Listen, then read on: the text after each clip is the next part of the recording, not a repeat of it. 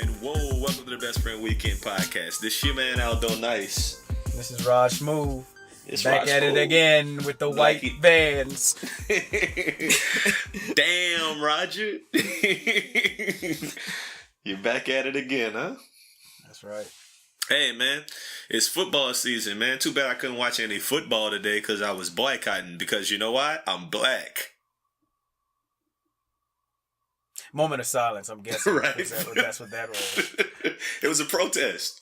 We boycotted. And there's no football on Tuesdays, so I guess Tuesday would be a good day to boycott. I boycott on Tuesday, Wednesday, you know?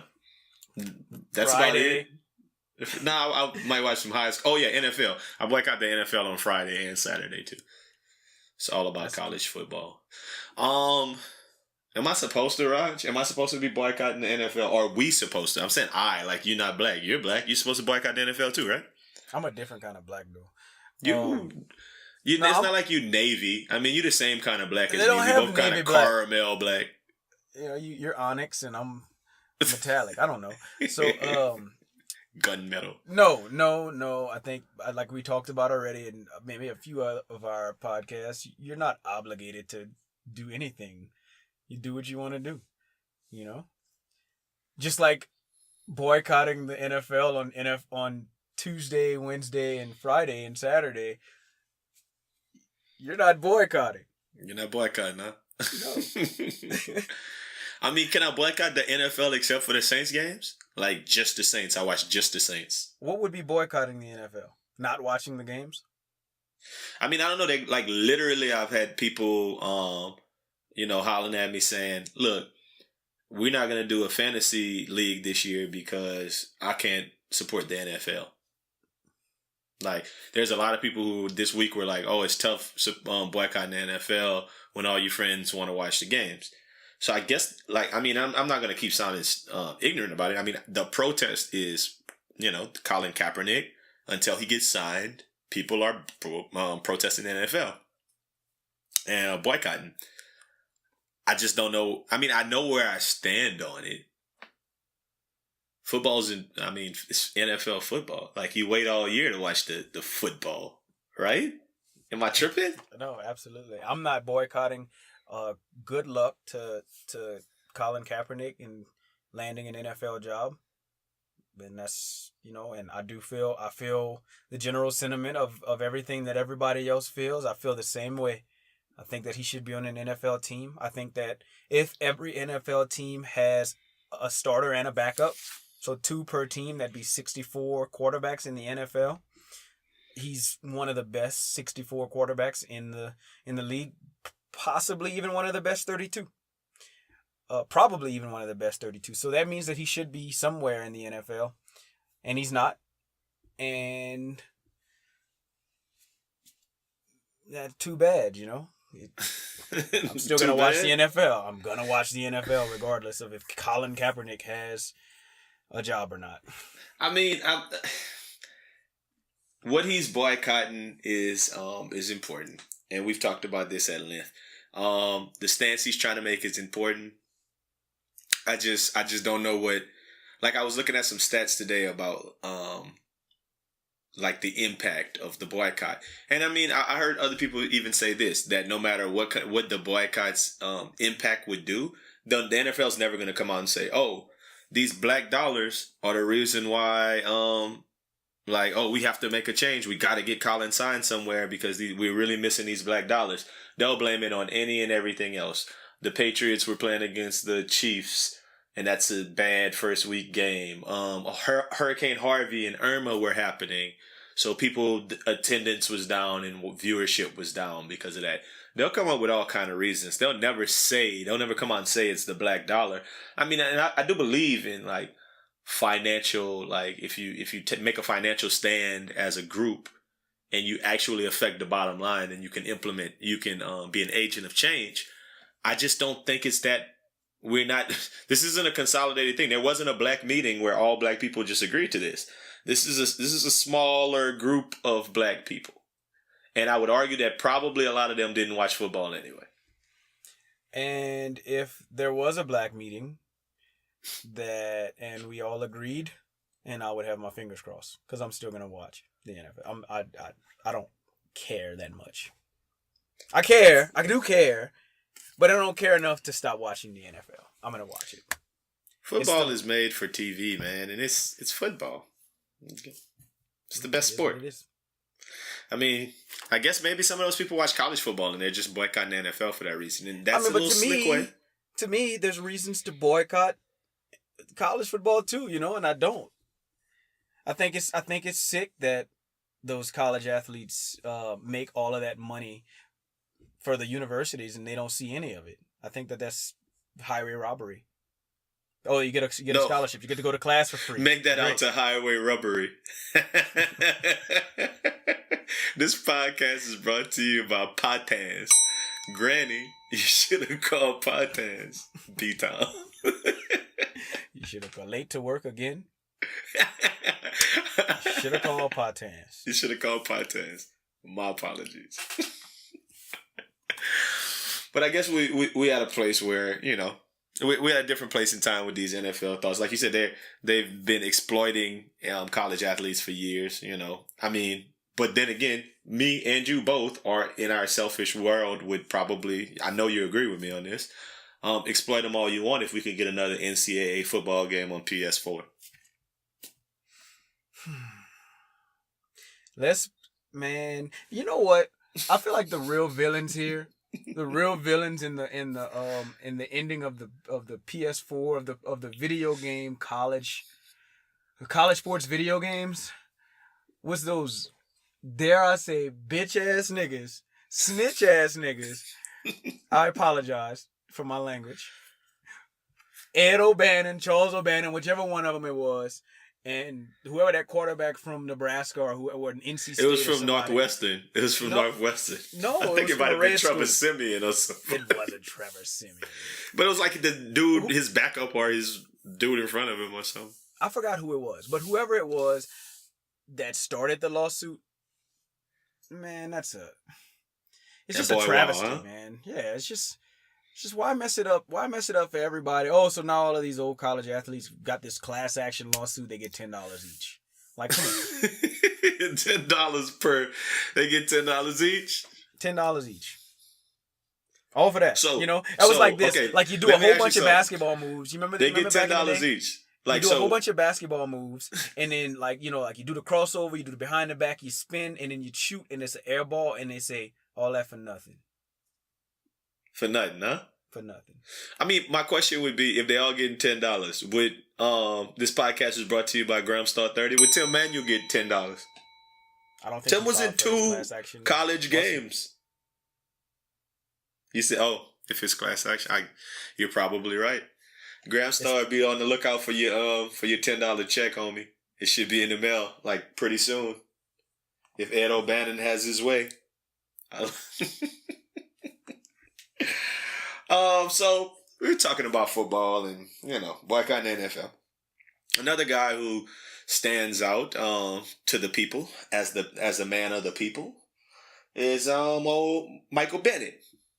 I mean, I'm pretty sure that you heard a little bit about what took place with Michael Bennett over the last week in Las Vegas. I was actually there.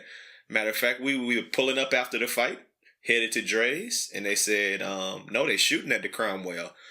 And they said gunshots were fired, so we just drove right on the outside of it, saw cops out there, and just kept it moving, took it back to the hotel. So what the people say, and I mean, what's the story is out there, is that Michael Bennett was singled out and thrown to the ground. There's video, or at least pictures, I think there's video as well, of him being detained by Las Vegas police, who said that he was like a suspect or something. And he came out with this statement saying that, the NFL, that the police did him wrong. What are your thoughts, your initial thoughts on that story, Raj? Well, one, man, I really just wish. So, NFL and any sports, any athletes travel around with their most of the time with their ID, and then they also have like a player card. Yeah. Whenever a player gets pulled over, I guess on one side, what I hoped happened, or not necessarily pulled over, but gets questioned by the cops, gets stopped by the cops. What you should do is just fork over your stuff. Like, just say, hey, okay, cool. Like, if you didn't do anything, like, hey, I didn't do anything. All right, let me see your license here. Here's my player card too. I play in the NFL. Use your stuff, you know. But on the flip side, I wish that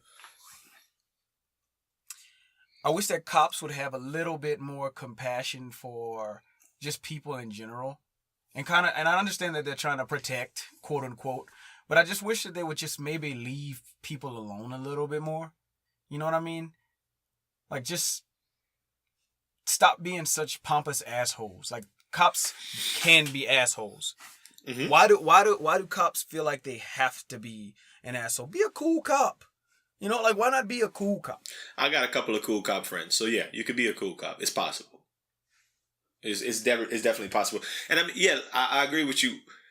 But then again, I mean, the way they sold the story kind of made sense too. They said that there was a shooting, people were like running around, and they saw him like dug down behind a poker table or something, and then he got up and ran and jumped over a 4-foot barricade, and that's when they tackled him and put their knees on him, questioned him, did all kind of stuff. So they went into full cop mode because they thought he was a black man running.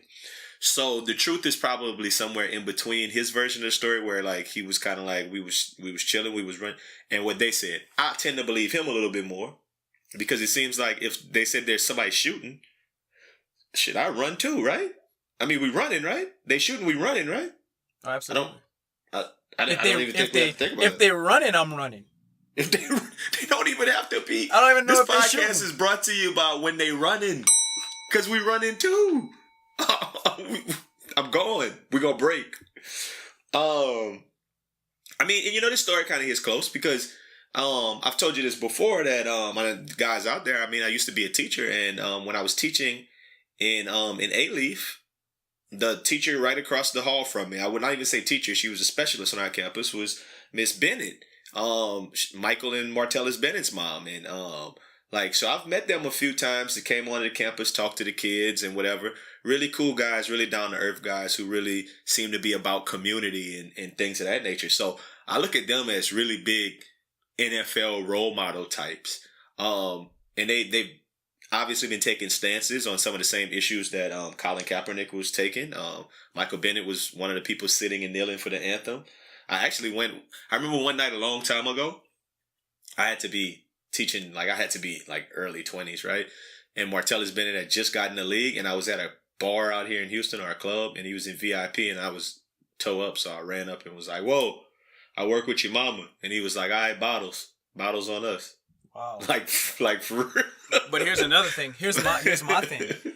So and it's not really a theory, but I guess let me introduce people to this if they don't know that NFL players are a lot less marketable than, let's say, NBA players because they wear a helmet.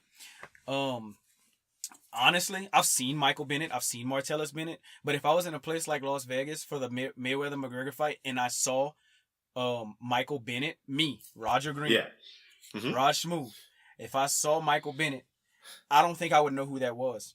I think I would say to myself, man, he must do something, because I would imagine that he would be a really big guy. Yeah. But I don't think I would know who he was. Mm-hmm. You know what I mean? So, I could go with that. Man, I'm not giving the cops any benefit of the doubt, because like I said, you could be a cool cop. You don't have to stick your knee in the dude back. Just be like, hey, bro, what you got going on? You know, something. And I get it. It was probably volatile, and then I'm even reading here that it said that there wasn't even gunshots. It was statues falling. So now I'm really wondering what was going on. The story came out that there were no gunshots. So that part of the story kind of gets swept under the rug, that it never really was a thing. Right. So the extra inflammatory part of the story came when the Las Vegas Metro Police Association wrote a letter to the commissioner, Roger Goodell. Roger, I'm gonna read the letter, and I want your thoughts on what you think about this. I don't know if you knew there was a letter, but I just kind of want to read it over for our audience in case you guys have never heard anything about it. It says, on behalf of the rank and file members of the Las Vegas Metropolitan Police Department, I request that you conduct an investigation and take appropriate action into Michael Bennett's obvious false allegations against our officers. While the NFL may condone Bennett's disrespect for our American flag and everything it symbolizes, we hope that the league will not ignore Bennett's false accusations against our officers.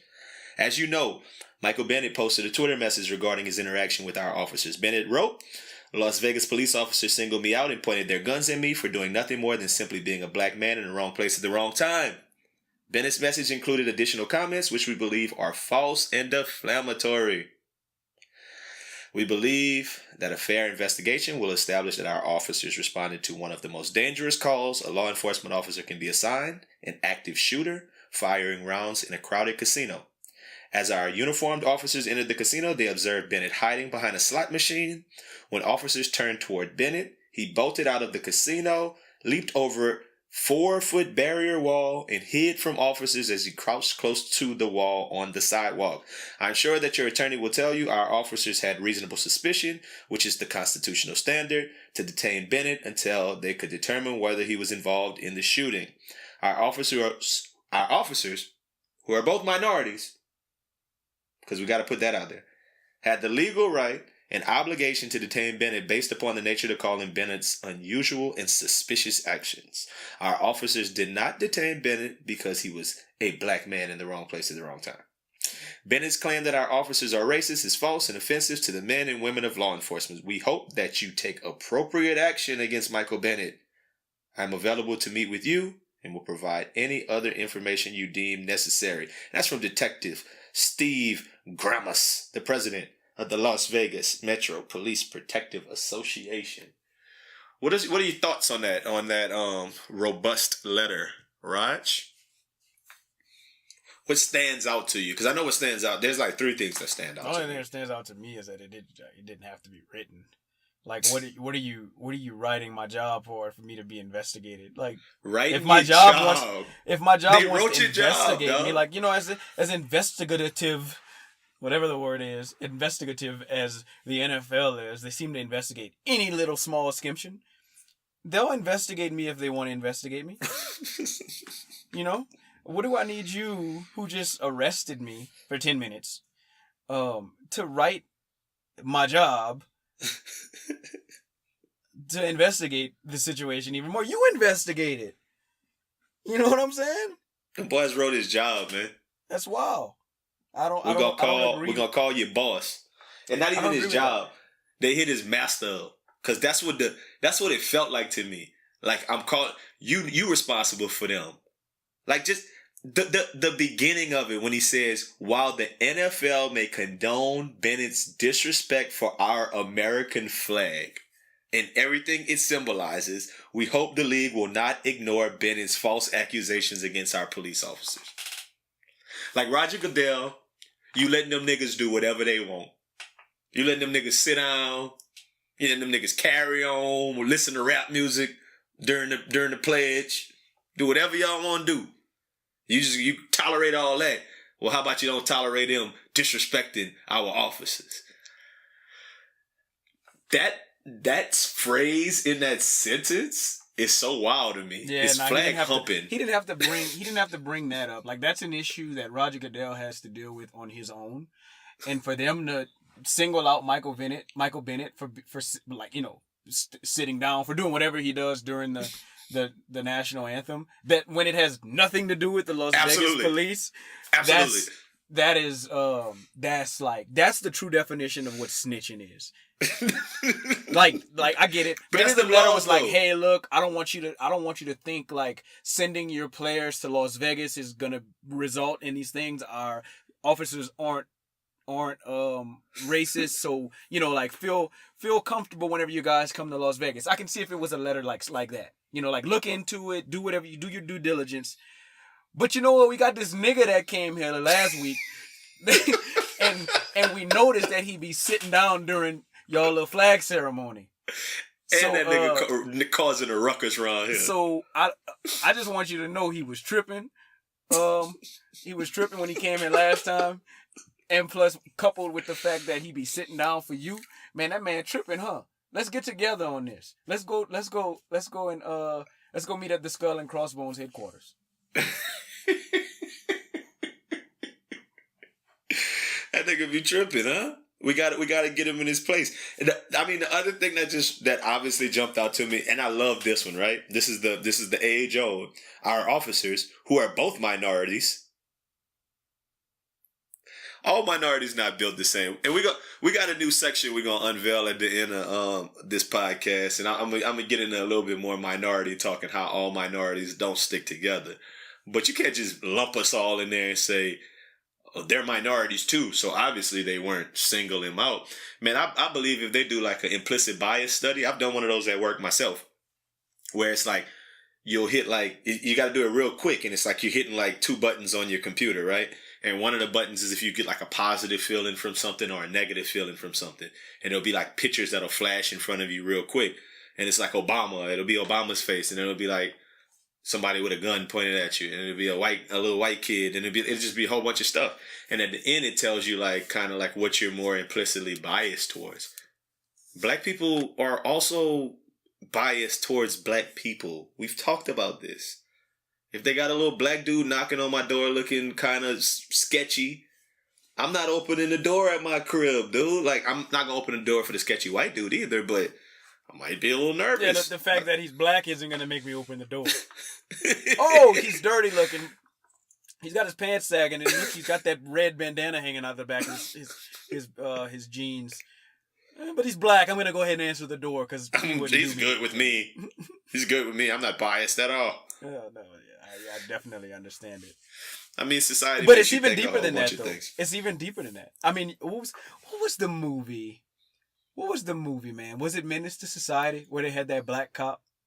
Where he was? Oh no, that was Boys in the Hood. Boys in the Hood. I hate your black skin. I mean, you've seen Boondocks also. Yeah, right? Uncle you Ruckus. See the Boondocks, Uncle Ruckus? I mean, there's people with that Uncle Ruckus syndrome that's just like, have, nothing This good to say about podcast is brought to you by this dude I went to college with, Mansoor, Uncle Ruckus #1. Nigga, get your life. Just FYI. Had to let him know. Mansoor. Felt like the operative time. That's his name, Mansoor? Mansoor. A big black name. I'm not even going to say his last name, even though it's very Nation of Islam as well. And he got the nerve to be Uncle Ruckus, trumping, out there standing for Trump. Man, get out of here, dog. Caping for that nigga. But anyway. That's your boy. I got a couple of questions about Bennett before we move on from him. So we kind of talked about the fact that he be kneeling and sitting. And then he happens to be the person who gets harassed by police.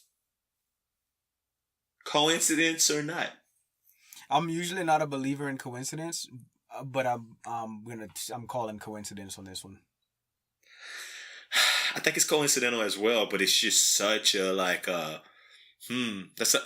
it's a long shot that he would be the player, like out of all the players in the NFL who do the things like whatever, that he would end up being the one getting harassed by the police. Well, and you know what? Also, I think that he's the person that's gonna be. I'm not saying he knocked down the statue. That'd be some funny shit if that was the nigga that knocked He started down the it, statue. And then he was like, "Oh shit, them laws saw me knock down the statues." You know what I'm saying? How funny would that be? I'm not saying he knocked down the statues. You're accusing that man of knocking down the statue. I'm not, but he might have. But I'm not saying that he knocked down the statues.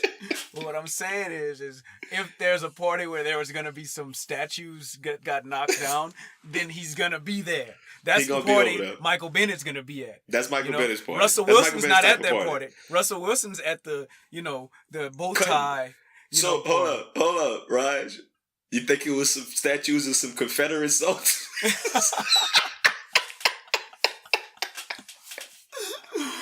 Because if so, it was definitely Michael Bennett who knocked down those statues. Maybe it was statues that he thought was Confederate soldiers.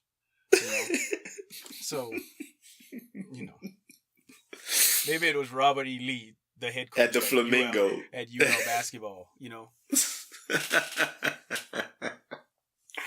Stop it, man. This podcast is brought to you by Confederate monuments in Las Vegas, right? I'm sure there's a bunch of those because they make a whole bunch of sense. Okay, question number 2. And this is even more convoluted since we already this is a thought. And I mean, I guess these are thoughts I had. wouldn't it be some shit if he actually was doing some shit he had no business doing? He was looking suspicious. And like to get out ahead of it, like before Goodell suspended him for 6 to 8 games, like the NFL like to do, he just came out and was like, "Them boys racist." The boys did something. The boys wild for that. Yeah, no, I mean, I think that's what I would do too. You know, cover my grounds. You know, literally and physically, or literally and the other one, whatever the opposite of literally is. Yeah. What is it? What's the word I'm thinking of? Figuratively? No. Figuratively. Why would I say physically? I mean, because literal is talking, physical is acting, so maybe I could see where that would make sense a little bit. Well, yeah, so, cover his ground, so he ran, and also cover his grounds with, putting out... Isn't it crazy how... I don't really even use Twitter that much. How powerful Twitter is? Yeah. I mean, if you're a celebrity, I think when we become celebrities for podcasting, we'll get on Twitter. Twitter will be like... that's what we'll do. On Twitter.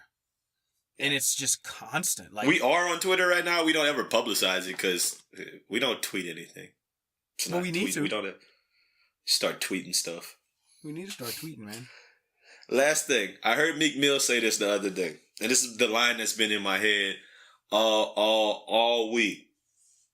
It's like one of my favorite Meek Mill lines. He said, "I gave my mama 10,000 at least 1,000 times. Do the math on it." Like on those 1942 flows. This podcast is brought to you by Meek. Welcome back from the dead, boy. That boy like a White Walker. I love it. Meek is back in the game all day. And I've come full circle like I came full circle on James Harden. And I think there's something to do with that. That when cool people back you up, it's Meek, it's James Harden. Leonard Fournette obviously loves him. It's something about it. There's good energy around Meek these days. But back to what I said. He gave his mama 10,000 at least 1,000 times. So if you do the math on it, I'm gonna let you do the math on it at home. Who you think got more money from their children? Meek Mill mama, Martellus Bennett and Michael Bennett mama? So, Meek Mill did not give his mom $10 million. That's number one. Did you just pull out your calculator? I'm not a math teacher, like some people I know. He didn't give his mama $10 million? No. He didn't give his mom $10 million. Ever since he met Ross and signed the dotted line, I gave my mama 10,000 at least 1,000 times. Well, why would he say it if it's not true? I think. Okay, so at least, like that's the operative word here. At least, and so he's saying maybe he did it 1,001 times. So no, you did not pay your mom over $10 million. I promise you, he didn't do that. So that's number one. But I don't think the word "at least" is he's saying like, oh, at least 1,000 times, like as if I did it only 1,000. Like, I didn't do it 999,000 times. I think he's using the word "at least," kind of saying to be like about 1,000 times. 1,000 times. And about is relative. Damn near 1,000 times. Maybe he gave his mom 10,000, maybe 100 times. That's still a substantial amount of money. I think Meek Mill, if he bought his mom a house, houses in Denver here are going for about $600,000 for a regular house. So, $100,000 in the grand scheme of things, in the Meek Mill's grand scheme of things, I would think. No. 10,000 10 times is 100,000. 10,000 100 times is $1 million. Did he give her $1 million, you saying? Maybe he gave her $1 million worth of stuff. Okay. But not in $10,000 increments. Maybe. You don't buy a house in $10,000 increments. No, I'm not saying that I'm saying maybe he gave his mom, if he gave his mom cash, maybe he gave it to her in $10,000 increments. Like maybe he signed. I can believe that. And he's maybe done that 100 times, but not 1,000 times. Okay, I didn't know $1 million, so maybe 10 times. 10 times. So the line should be like, I gave my mama 10,000 at least 10 times. It could still flow if he said, I gave my mama 10,000 at least a dozen times. Do the math on it. Like 12. A dozen. Dozen's not a cool word. So So here's the thing: 1,000, a rack, K, all that. You're like, oh, a G, all them words. Like that's pretty cool. So here's the thing: if I was a rapper, you were a rapper, right? Allegedly. Your profession yes. on LinkedIn at one point in time was rapper. Rapper, yes. Rapper turned singer. So, I mean, and to be honest, I was working at TJ Maxx, and it was only during the holiday season. So continue. Didn't know that. So that's when I was a rapper. Let's say if I was a rapper, right? Me. Yeah. Would you believe any of my flows? I don't believe you when I just talk to you, so obviously not. No, if I was a rapper, I would be a cartoon character. I would legitimately be like I would be the equivalent of Nicki Minaj. Nicki Minaj is a cartoon character. I'd be a cartoon character. I'd be unrealistic. I'd say gangster stuff that I didn't do. At least 1,000 times. I would say I gave my mama $1 billion when I only gave her 100,000. I would say that I had that French bread or that lemon, and them hoes love it. And I wouldn't be lying, but I don't necessarily have that French bread. But you know what I'm saying? They're both going. I would say and do whatever I got to say and do. Okay, so I get you. You're saying me lying, but my question would be: I don't think it's stretching lying. the truth. I don't think stretching the truth. Right. Okay. There you go. Whose mom got more money? Martellus and Michael Bennett's mom, or Meek's mom? There's two Bennetts. And that's my point. They both got Super Bowl rings. So So you saying she's got more money from her children than Meek Mill's mom? Does Meek Mill? I don't even. So you saying the Bennett's mom got $1 million from her kids? I think so.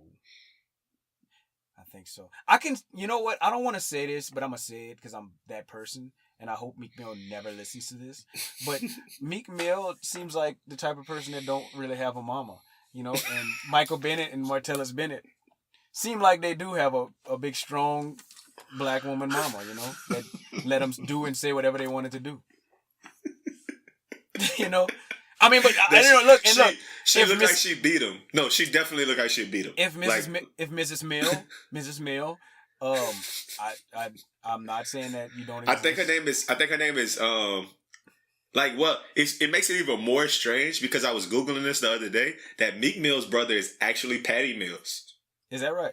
Yeah, Patty Mills and Meek Mills. Put a S on his name. Mm-hmm.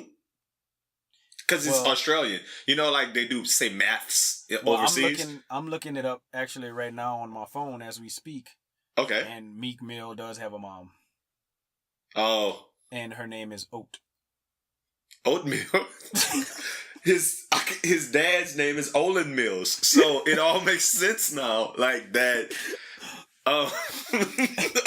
Not Oatmeal. Yeah, his mama's name is Oatmeal. This podcast is brought to you by Cream of Wheat. Look, let's get to the fun stuff that we were going to talk about. For the NFL people who are actually watching, we were doing something the other day when I was in Denver. And we were just saying NBA players.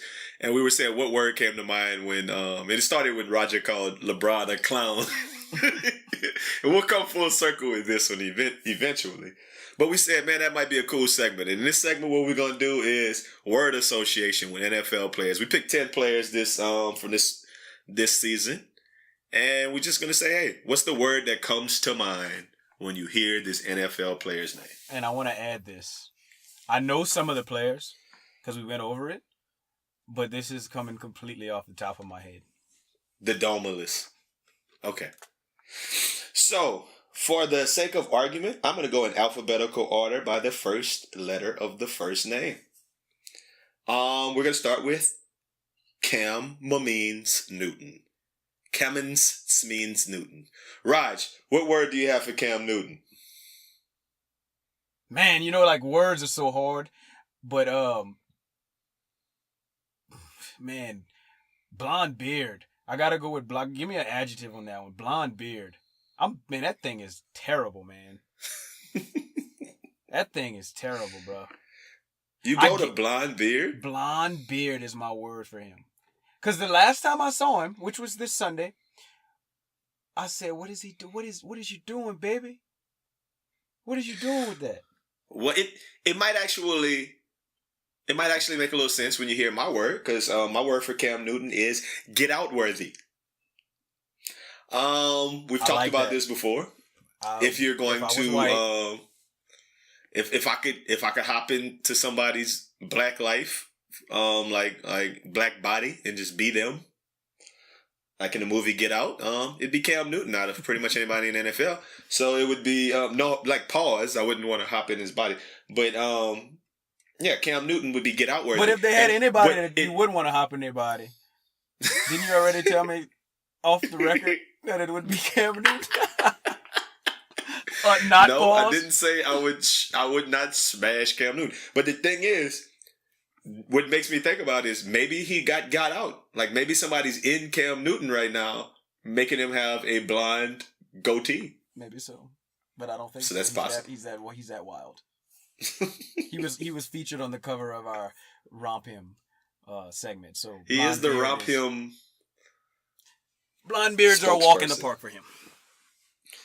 All right.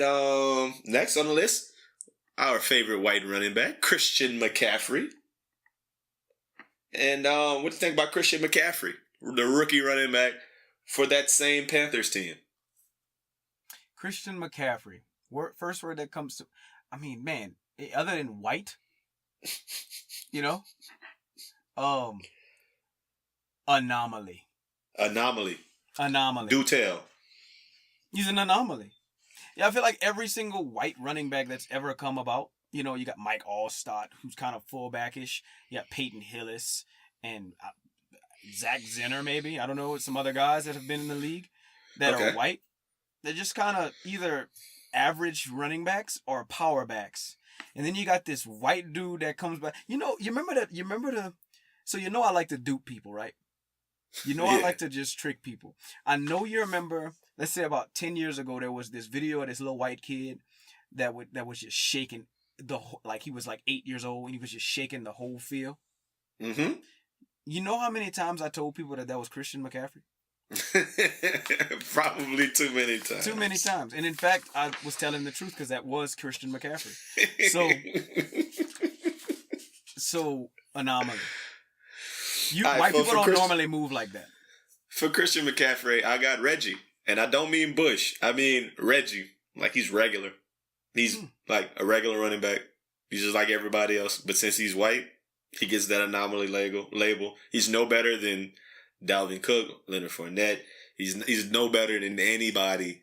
He's Reggie. And he's white. He's a receiver playing running back. You know what, though? That's all I got for him. You know what? I actually looked into his family recently. Mm-hmm. All his brothers were like receivers. Wait, hold on. And his dad. The Saints just signed his brother. Yeah, so? Did you know that? Practice squad, yeah. Didn't know he even had a brother. Looked into it some more. Saw that, okay, so of course his dad played. You know his dad's size? You know what his dad's he was a receiver. Big Easy Ed McCaffrey. Do you know what his dad's size was though? I don't know, 6'5"? He's 6'5", 217. Big receiver, right? Big dude. Yeah. Okay, cool. So that's that. He's got a brother that's playing at Valor Christian now, who I plan on going to watch one Friday night. He plays when you're boycotting high school. I'm not boycotting high school. But anyway, so he has a brother that plays quarterback for Valor Christian that just signed with Michigan. Mm-hmm. And he has a little brother that's at Valor Christian that's like a sophomore. I don't know anything about him.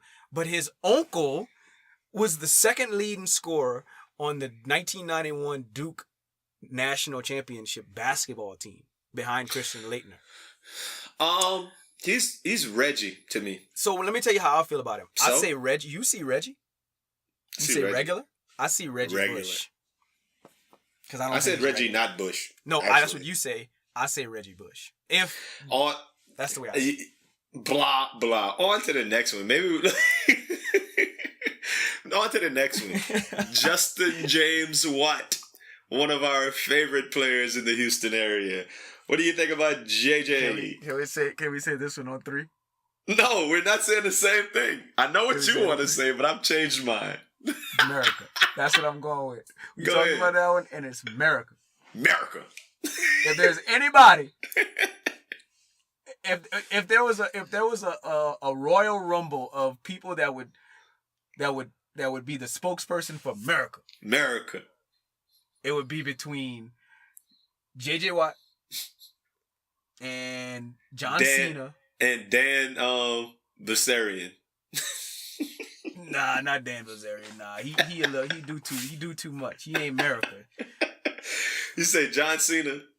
It'd be John Cena or J.J. Watt. J.J. Watt. Okay. He got or some Jared, Duggan if Jared Allen was still like a thing, then it'd be maybe Jared Allen. We throw him in there too. Yeah. But as of right now, J.J. Watt is the All-American badass. Like he's the guy. Well, I got a more recent name. It's always it would have been America for me, or America 2 weeks ago. But this podcast is brought to you by J.J. Watt. And the word I'm gonna use is the finesser. I feel like J.J. Watt has ran off on the plug over the last 3 weeks or so in the Houston area. 2-3 weeks after Hurricane Harvey. And pulled off one of the greatest finesses that this country has ever seen. James Harden donated $1 million. Rockets owner donated $10 million out of their own personal money. We talked about the fact that Beyonce probably didn't donate however much million, but maybe she did, maybe she didn't. Who knows? I've never heard J.J. Watt donated anything, but his name comes up at the top of the list because they say J.J. Watt raised $28 million or $30 million or whatever it is. J.J. Watt went on TV or on the internet and was like, hey, y'all give money to this cause and I'll make sure it gets spent the right way for America. And everybody just donated. And now he gets to be the top name when he didn't donate the most money. He finessed the plug. He ran off on the plug. He finessed the whole system. And JJ gets... I mean, he gets respect from me for doing it. Yeah, I was hoping that you was going to give him a little bit of something. No. I'm not sitting over here like saying it's a bad thing. He's just the finesser.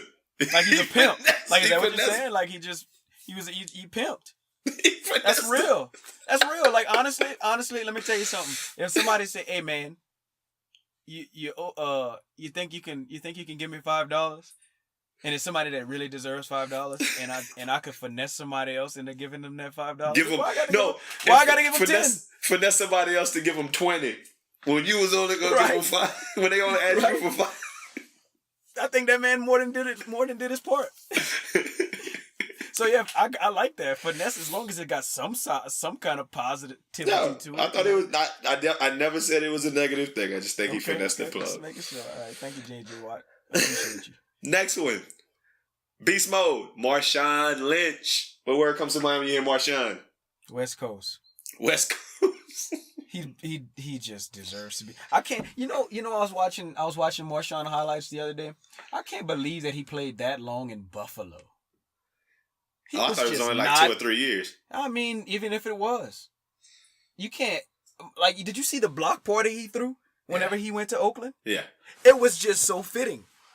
I mean, I feel like Ice Cube was there, and Snoop Dogg was there, and Dr. Dre was there. Like, everybody that was just West Coast as fuck was there. Rapper, and like this little rapper from his hood, be calling him Shitty. He like, yeah, because we used to call him Shitty when he was little young nigga. Shitty. Cool. Like... I love him. I love Marshawn's one of my favorites. The word I got for Marshawn is black, man. I think he unapologetically black, and I think he's like the blackest. Like, and like people, like I heard, like when I was saying his name, when I did this podcast also brought to you by Big Q and our homeboy CAP Los, because I went ahead and was kind of going over some of these topics that we were going to talk about this week, and I threw out these things out for them to hear. And when I said Marshawn, both of them was like, nigga, true nigga, real nigga. Mm-hmm. I was like, I don't even like nigga for it. He's black. He's a black man. And I feel like he's a black man who's just like, he's got his own set of principles. He's got his own set of like ethics that he believes in. And I think he's like the definition of like just who he is him. Like he not answering to nobody, And like he could have been, he said he'd been sitting and not kneeling, but sitting for the play for like 5 seasons.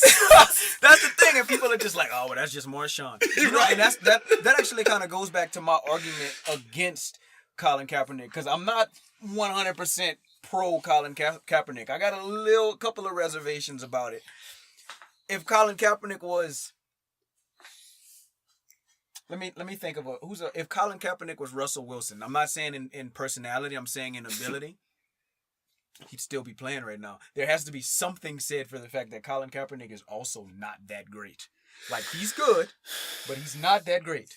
People who don't watch football, like, talking about, will never understand that. When they were talking about, like, the Saints brought in Johnny Manziel for a workout, and it was like, oh, I'll be pissed if they sign Johnny Manziel and not Colin Kaepernick.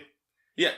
Colin Kaepernick's had a better NFL career than Johnny Manziel, but if you just ask me, watching football game, who throws a more catchable ball, maybe, who has a little bit more pocket. Like, I've watched Colin Kaepernick skip balls down the field, like, at receivers' feet for whole games. Like, I'm not saying he's that great, but I get your point. We're on the same point, but I'm not going to belabor the point. Yeah, okay, that's my point. I'm just saying more Sean can do it, but Colin can't. It's just funny like that. The next person on our list, obviously this podcast is, as always, brought to you by Odell's Butt Tattoo Emporium, is Odell OBJ Beckham. What word you got for Odell? You know, Odell did a lot in the past, and I kind of been waiting for Odell to give me a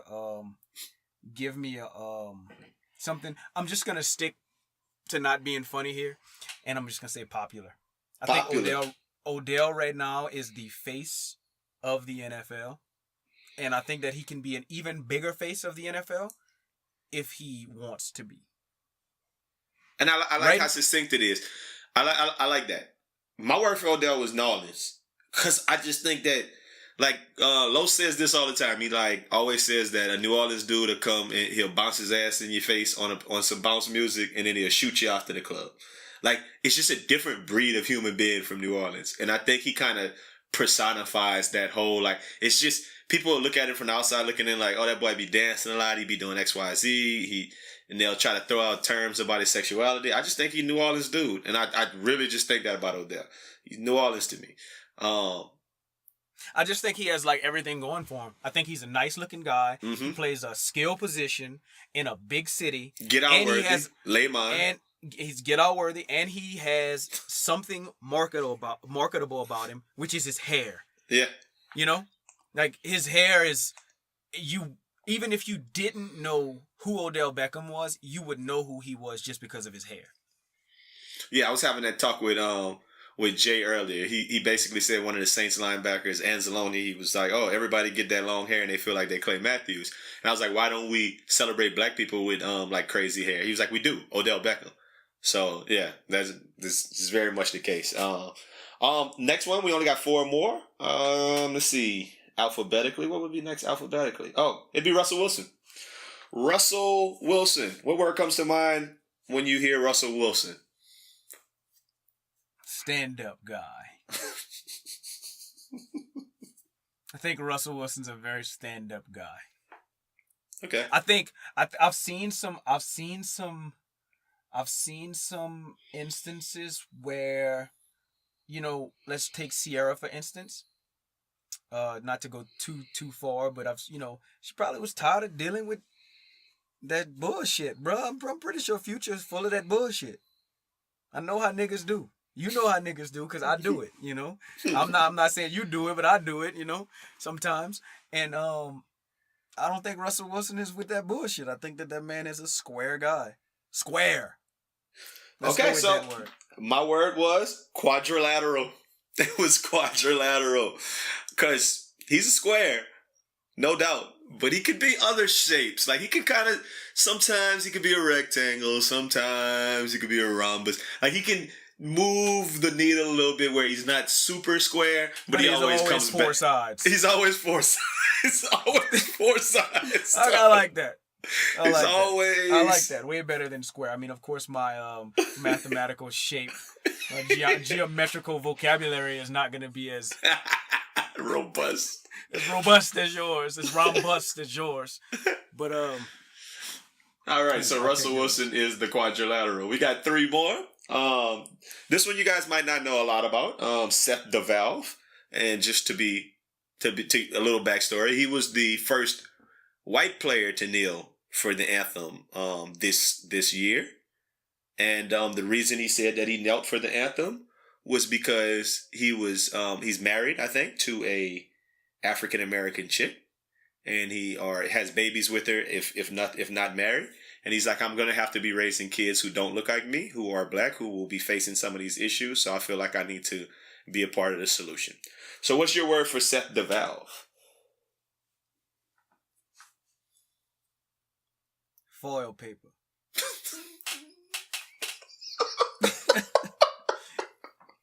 Because if you're white and you have a black wife and Dirk Nowitzki has set the standard. You show up to the game with a styrofoam plate covered in foil paper with your wife's cooking underneath of that. So I like him, and I think that if I had to guess, he's been to the game with a foil paper plate before. My word for him was just lost. Not that he's lost. I mean, he's doing the right things, I think. I think he lost in that sauce. And I just think he out there. And I think it kind of goes along that same line. He married to a black woman, or he dealing with a black woman. And she probably got him, like, she probably told him, look, dude, you gonna kneel down this week. I don't care what it is that you finna go take a knee this week, bruh. Oh, I'm not sending you to the game with no foil paper this week. Like, I feel like it's got a little bit to do with his black wife. But hey, salute. Shout out to you. I do salute people like that. I gotta give this podcast up to my boy Chase Trafficker again. Because I feel like there are times where Chase will try, and other white dudes. Definitely, we got, this podcast is brought to you by everybody's white chocolate friend. And everybody got one person in their life, P, shout out to P, that tries their best to understand the black struggle. I feel like that's all Seth DeValve maybe was trying to do. Trying to find some sort of way to connect and trying to figure out how can I understand the black struggle a little bit better. Yeah, I mean, I think we like him. Well, in actuality, I mean, we both know a lot of mixed people too, and to be honest with you, it kind of depends on what type of mixed you come out. You can be black mixed or white mixed. It just kind of depends on who's got the more dominant genes. Yeah. But if you come out mixed and you're black, you're black. You know what I mean?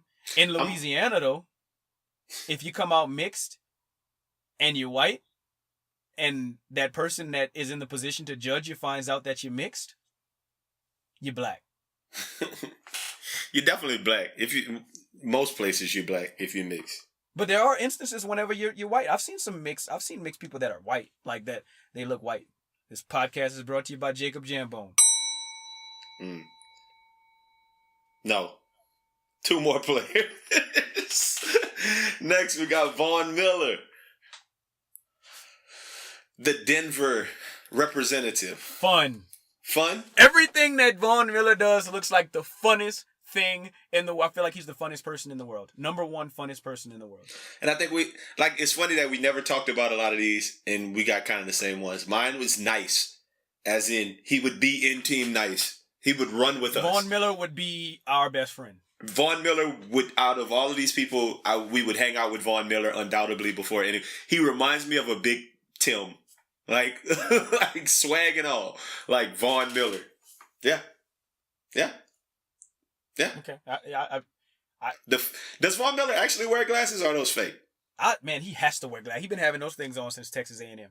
Like his Texas A&M picture are those military style glasses. The Shea glasses. This podcast is brought to you by everybody who was recently inducted into the Small Town Nigga Hall of Fame. This podcast is brought to you by Shea. Because instead of having beautiful bundles, he should come up with shades. Or something Shades. like that. Because he has a very robust collection of shades. And he said he's about to start making his own pocket squares and ties. I might get in on that movement. Me and Shay gonna hit the tailory, Hancock's Fashions or whatever it is, Joanne's Fabrics, and start getting it going. Last one. We have Zeke Elliott of the Dallas Cowboys. We had to get a cowboy in there so we could have a good word about him. What word comes to mind when you hear Zeke Elliott? Sour Patch Kid. Sour Patch Kid. Why so? Well, one, because he looks like a Sour Patch Kid. And two, because he looks like such a nice guy. You know, sometimes he's sweet, but when he's sour, he's sour, you know? And granted, look, I have most of my friends out here are Cowboys fans, so we talk about it a lot, and some of them don't believe that he did it, and some are on the fence, and I think that you should be on the fence because you don't know. You know, you're innocent until proven guilty, and as of right now, he's innocent, but we don't know if he's guilty or innocent. But if he beat that girl the way they say he beat that girl, then he's definitely a Sour Patch Kid. That's not funny. First they're sour, then they're sweet. Yeah. My word for Zeke, I think there's never been a more aptly named nickname. It's Freak. Zeke's the Freak. He pulled out that woman titty for Mardi Gras. It was St. Patty's Day, I think. It just pulled it out twice and just manhandled that titty out there on that balcony.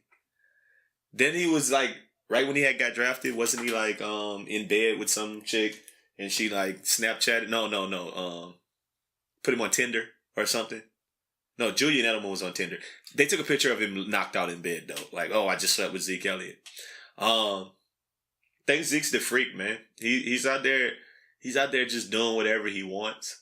And I think a lot of times when you hear about these domestic abuse things, it probably started with a little bit of cheating or freaking out there, and then some big blow up argument, and then he becomes a Sour Patch Kid. So that's what we got for Zeke Elliott. So these are all of the players that we wanted to talk about this year. This segment will come back for basketball season. So be on the lookout for that in about, I don't know, basketball season is going to be here before we know it, like a month or two, right? We're going to do the same thing with basketball players. We'll pick 10, and it'll be funny to get in there and see what words y'all got for Kyrie Irving and company this upcoming year. We stayed away from the Saints because it's just a sore subject right now. We only got a couple of more things. We definitely over the hour mark. So I want to give Roger a chance because there's been a lot of backlash on social media and in some different text groups that I've been involved with about Roger's comments on the last pod when we asked them about them asking to check papers at disaster relief places. And if I can quote you, Raj, you said, yeah, if that's not a thing, it should be. Check their papers. Get them out of here. So this week, that's been a kind of a little sore subject. We recorded this way before Trump decided to do away with DACA. Raj, do you have anything to say about DACA? Is it wrong to be against DACA? Do you feel it's wrong to be against DACA? I mean, some people are like America first, so they're whatever. And what about these kids? I mean, the biggest sentiment is that the kids came here at a very young age. They were under 15 when they came. They were kids.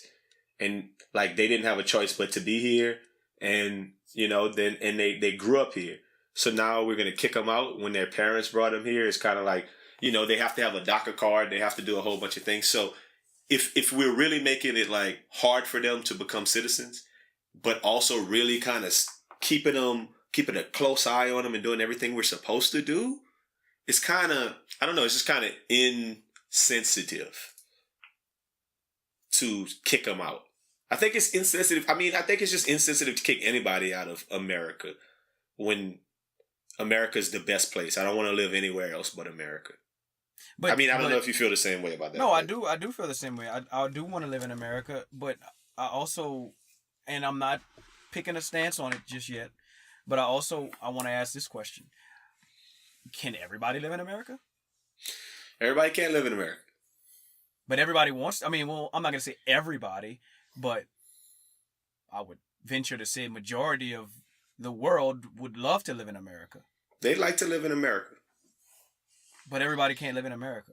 So the people that come here illegally and get away with it, I don't think that's fair to the people that do it the complete right way. And win, however you get to America, win a contest or something, or win the Saudi Arabian version of Who Wants to Be a Millionaire. I don't know how you get here, but it's a tough path to citizenship. But my thing is, I get what you're saying. I definitely do get what you're saying, that everybody can't come here. It's just that particular piece of legislation was to protect children who had been here kind of against their, because I mean, when you were 6 years old, you didn't have a choice where to be. Your parents could have picked you up and said, hey, we're moving to Germany. And then when you turned like 24, the president of Germany was like, no, you need to get out of here because you're not a German citizen. And you're like, man, I've been living in Germany since I was 6. I don't know anything but Germany. Like, you might feel a way about that. Like, damn, I got to go to another country and I don't want to go anywhere else. I love Germany. Right. Like, and I understand that. But like, how did I get into school? Because you can go to school. How? I don't know. DACA. That legislation allows you to go to school. So to me, the moment that illegal kid comes to my school, you kick the whole family out. Yeah, the whole family gotta go. I'm just giving you an example. I don't know if that's necessarily how I feel, but that to me that seems like probable cause. We got an illegal family here. They brought their children. We believe the children are our future. Teach them well and let them lead the way. You know what I'm saying? I'm not laughing at you, man. I don't feel that. I'm just wondering, like, we got here illegally. Now we can send our child to school. Like, what is that? Okay, so cool.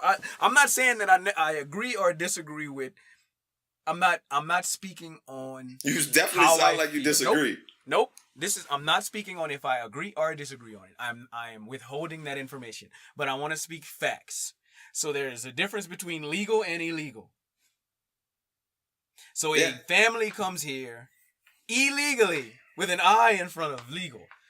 Illegally. And then sends their kid to school. Well, I don't how does that kid get to go to school? I just want to know, like, if it's an illegal family, how does that like, what did they also, they just send him here, put him down, and then go back to Mexico?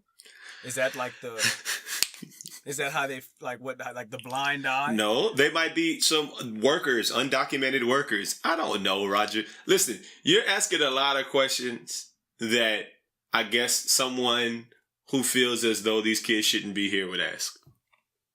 Maybe I am. And that's valid.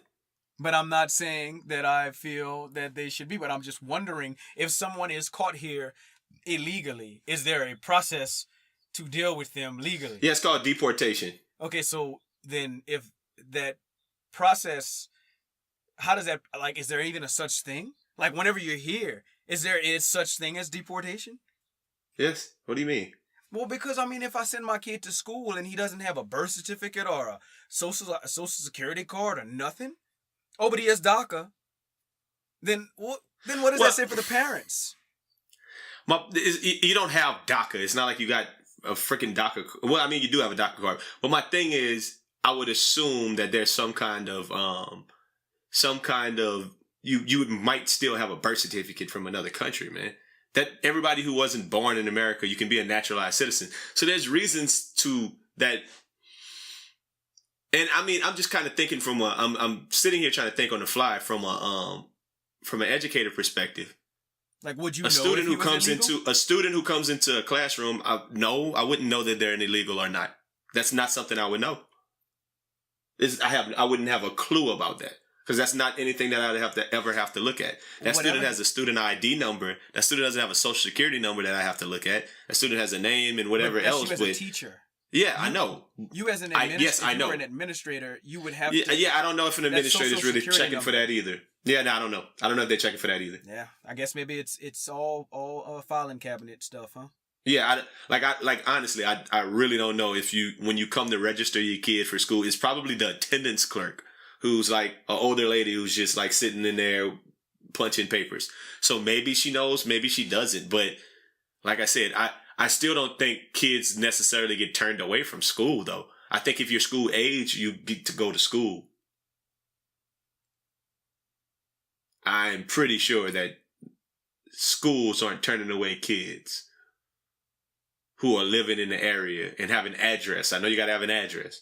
You got an address in the neighborhood and things of that nature. I mean, you bring up an interesting point about what kind of things you may need to get the process rolling. Because I guess I've never thought about it. But if these kids are in school, then obviously they have all of those other prerequisite things like an address and family and parents who are enrolling them, and maybe a birth certificate from another country, and maybe there's probably a whole bunch of things that they have at their disposal to get them registered for school. But that makes it a little bit less likely that when they just walk up, someone would say, "Oh, you're illegal. Where's your family at?" When they come pick you up, the police are going to be here to send y'all away. Like, I mean, I don't know. Because those same people that you're talking about, like, I wholeheartedly don't believe in, I mean, I live in Houston, so let's just be honest. If I've worked with illegal citizens or non-citizens, I guess, for all kind of things. They work at Home Depot. They don't work at Home Depot. They sit outside of Home Depot. Come help me move this furniture. I mean, and that's not even just talking about, and that's the illegalists of the illegal. They got people who aren't citizens who do all kind of labor jobs in this country that the country wouldn't run without. So my stance is that our country is better for it. Immigration, our country has always been better for immigration. So with immigration. So if it's done illegally, let's have an easier path to citizenship. We're gonna go on to a new section that we're gonna pretty much have to end up most podcasts. I don't know, probably I'm gonna try it out at the end. And this section is kind of a product of something our parents used to tell us when we were really young. Well, my mom definitely used to tell me this, and she'd always say, if you don't have nothing nice to say, then don't say nothing at all. So the name of this section is going to be called Nothing Nice to Say. And this is going to give me a little opportunity to get on my soapbox at the end of the podcast. So, nothing nice to say? Drop the little nothing nice to say music. You know, they say if you can't say anything nice, don't say anything at all. If you can't say something nice, don't say nothing at all. Nothing nice to say, but Aldo nice. So, talking about DACA, the Deferred Action for Childhood Arrivals program, from what I've learned about it and what I've read about it, it's like every 2 years, these people have to check in, and they had to be in the United States before 2007, and been younger than 15. And these dreamers have been in our country for a long time, and they have to check in, they have to be in school, they have to be working, they can't commit crimes. And they do a lot of things that are beneficial for our society. But what I've recently realized is since the Trump has decided to kind of start doing away with DACA, that there's been a lot of African American support for these dreamers and a lot of things that are online as far as, hey, like Trump is all wrong and we need to keep these dreamers. And some quotes I saw, hashtag I stand with DACA. A teacher I know said, hey, defend DACA. Dreamers are our students, was her post. Another person said, any country that bases its ability to open its borders or anything other on anything other than compassion is evil. Let me be clear. 45's rescinding of DACA was both cowardly and duplicitous for multiple reasons. I had another person who said, Trump came down here and smiled in front of the cameras with Harvey evacuees, pretending to be a kind of sympathetic person. Then he goes back to the White House and pulls this BS with DACA's kids. So it got me thinking. I was like, man, it's a lot of like black people really are like standing up like, hey. And I don't know if it's a combination of we don't like Trump or if it's we really are in the bed with DACA. But my first question, I don't know why. I don't know. I'm on my soapbox. And I mean, I guess if I don't have nothing nice to say. Where were these dreamers when we was yelling Black Lives Matter? Were they with us? I don't know. This country is based on a tier system. And nobody really wants to be last. We could just say that there's about four major ethnic groups. We're not going to go way back when. We're just going to say it's black people, it's white people, it's Asian people, and it's Hispanic people. Nobody wants to be last. Asian people over the years have very much kind of pushed themselves up to like that number 2 place because they're smart. They do a lot of things in school, so it's like Asian people are smart. So it's a race for the bottom. It's either last place or second to last place. And I feel like Hispanic people sometimes look at us and say, we don't want to be last place. And I think that a lot of times we put all of the minorities in this one pile and say, hey, they're all minorities. They're all the same people. But sometimes that's just not true. Sometimes it's competition at the bottom. And I feel like sometimes we don't all get together and do the same thing. So I'm just curious about it. I mean, are we going to jump behind the Dreamers? I think it's probably a good thing to do, but I think that they should jump behind us too. I think Hispanic people should stand up for black people the way that we do for them. And another thing that I thought about, we were talking about Colin Kaepernick earlier. So this is my way of thinking. I don't know. Maybe it's wrong. Why is Colin Kaepernick the leader of the movement? Because he took a knee? Was he the first one to do it? We just said Marshawn Lynch did it first. I think a cat like Michael Bennett is way more applicable to be the spokesperson of like what's wrong and standing up against police brutality. They were doing it too. Yeah, I have nothing bad about mixed kids. I like mixed kids. I like the good hair, the creamy skin and whatnot. But why are the mixed people always the leaders? Why is it always Obama, Drake, Colin Kaepernick that we get behind and say, oh, those are our black leaders? Why not Sylvester Turner? Shout out Houston. Lil Wayne, Marshawn Lynch. Why can't we say, I don't know. I just think it's something that I always see. That the mixed kids always end up being the people we follow behind. I don't know. This is just a thought I have. Might be just the most ridiculous thing ever. But maybe if I don't have nothing nice to say, I shouldn't say nothing at all. Hey, so we're gonna try out some different things in the podcast, and this was a long one. We went over the hour and some minute marks. We're gonna try to do some different things with formatting.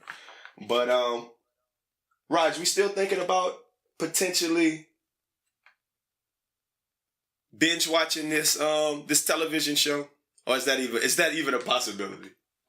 It's a possibility. So maybe while it's still fresh on our mind, we'll binge watch some TV and do like a TV pod next time. I'm not sure. We've talked about it. We've kicked around the idea, so it's possible. It's football season. Almost assuredly, somebody's gonna do something. Somebody's gonna give us something to talk about. It's pretty much never failed us. Some weeks are slow. Most weeks aren't slow. All right, this podcast is super long today, so we about to sign off, and we will definitely check back in with you guys ASAP. So